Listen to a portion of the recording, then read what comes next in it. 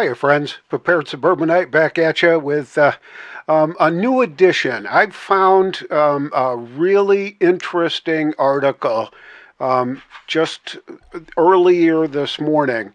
It's called A Primer for American Patriots and Preppers, and it was published on Zero Hedge, and it's written by a fella named Brandon Smith. And even though it says Tyler Durden up on top, everything on Zero Hedge is by Tyler Durden.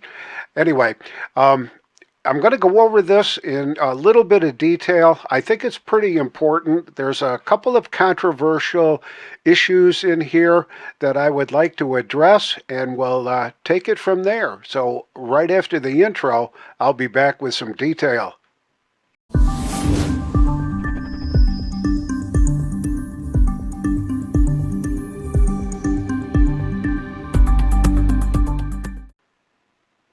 So here's the article. It's on Zero Hedge. I can leave a link to this in the intro stuff on this video so that you can go look at it yourself. But it's entitled A Primer for American Patriots and Preppers Facing an Uncertain Future. He gets into a little bit of philosophy here, which I think is just absolutely great. Our philosophy is based on experience and a willingness to look beyond the veil. We hold a lot of things that we are told a lot of things that aren't true. And this is really the first thing that sets the preparedness culture apart from anyone else. A healthy sense of skepticism when it comes to establishment claims and mainstream assumptions. We will not be sitting idle, listening to the band play while the Titanic sinks. We understand, however, that there's a considerable number of people out there that are content to do so. So, which behavior is more bizarre, being prepared and aware, or being willfully ignorant and constantly vulnerable? Now, that I got to agree with. I've been a big advocate, I think, of making sure that we are aware of all the ramifications politically and socially around us so that we have got the right kind of information to make decisions on. So I'm going to tend to be being prepared and aware. So here's his first rule. Rule number 1. Prepare for others, not just yourself. In the midst of a crisis, there will come a time when you will have to help other people. You may not like other people, you may not trust other people, you might feel better crawling into a bunker and never dealing with another soul until that breakdown has run its course. It doesn't matter. If you have a conscience, then you will be faced with the reality of need, other people's needs. Did they deserve what they get? Maybe some do, while others do not. Knowing which is which will be up to you. Now, I did a video a number of years ago about what my plan is for those folks that come knocking on my door begging for food after the S hits the fan.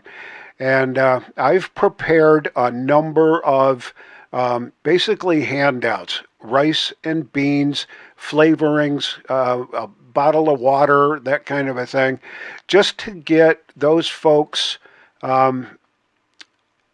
positioned in the right place. Now, some of the comments and criticisms that I got back from that was, once you do it one time, they'll be back with asking for more, and they'll be bringing their friends with them. So you got to be very careful on what you're doing. But the bottom line is, if somebody is asking for help and you turn your back on them, the other consequences may be even more dire. They may just take it. They may harm your family. They may break into your house. So if you can get them on a friendly basis, and you can make a trade with them that basically says, here, look, I've got some stuff you can have, food, water, that can maybe get you through these tough times, but I'm going to have to ask you for reciprocal. Um, and by that, if you've got chores that need to be done around your place, wood that needs to be split or chopped, gardens that need to be weeded, anything like that, that you could trade food for a little bit of labor. That evens the playing field, and I think that may be the better option to work with. So, his first rule kind of leads into his second. And rule number 2 is survival alone is not victory. If you are alive but the rest of the world is enslaved, then you have lost. Winning is not possible until the root enemy is erased from existence. If the oligarchy that sabotages us is able to use a collapse to gain power while avoiding the consequences, then they have prevailed, and no matter how well you think you can hide, eventually they will find you. Do not think for a second that your life is worth more than the freedom of humility as a whole. It's not. Now, I looked at that and wanted to expand on that just a little bit. Survival alone is not victory. In fact, I don't think any of us are going to be able to survive a wholesale disaster, economic collapse, you name it, that's going to cause the grid to go down, the S to hit the fan, however you want to look at it.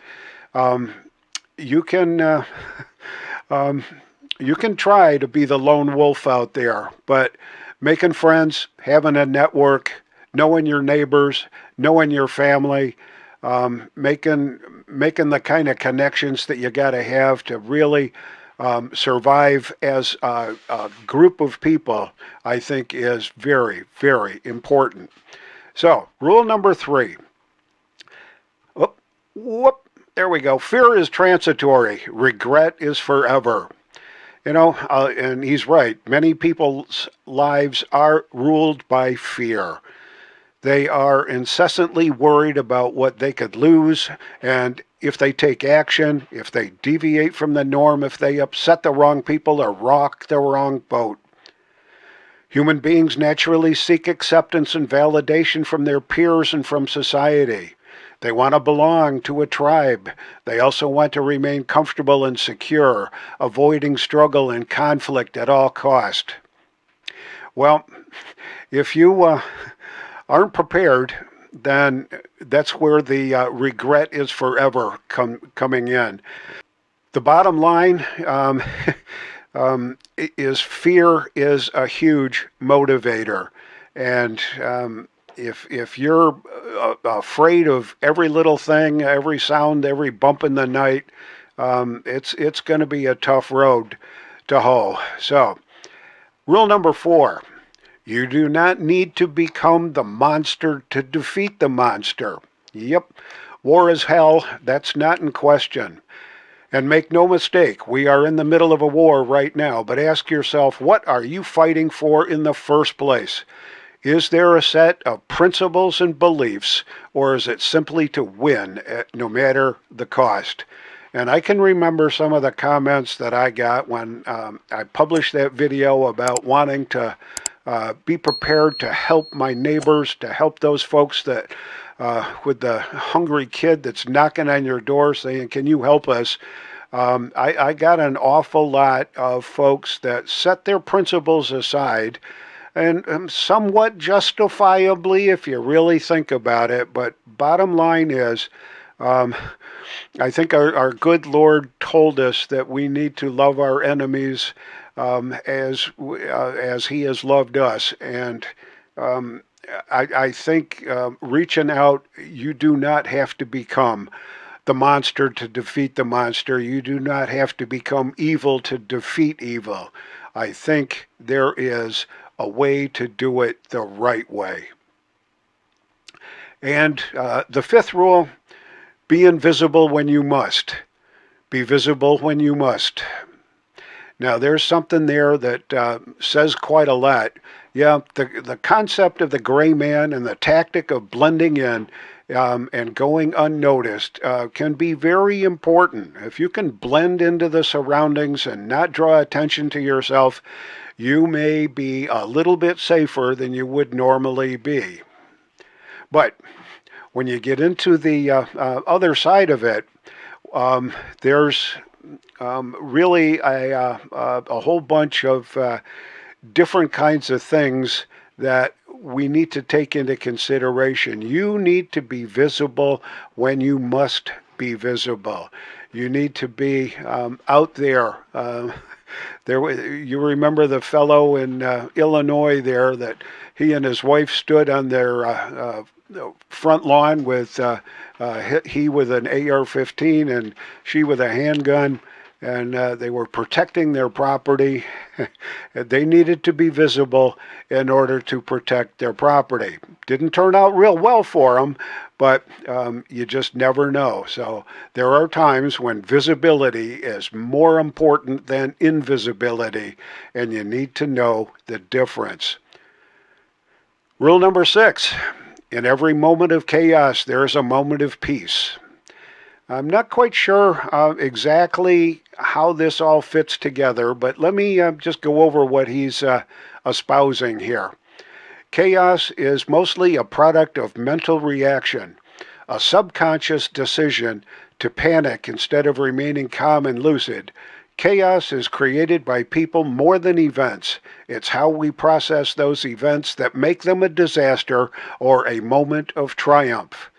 That is to say, in every moment of chaos, there is a moment of peace. The question is, can you restrain your impulse to panic and instead act with conscious and deliberate calm? I think there's an awful lot to be said there.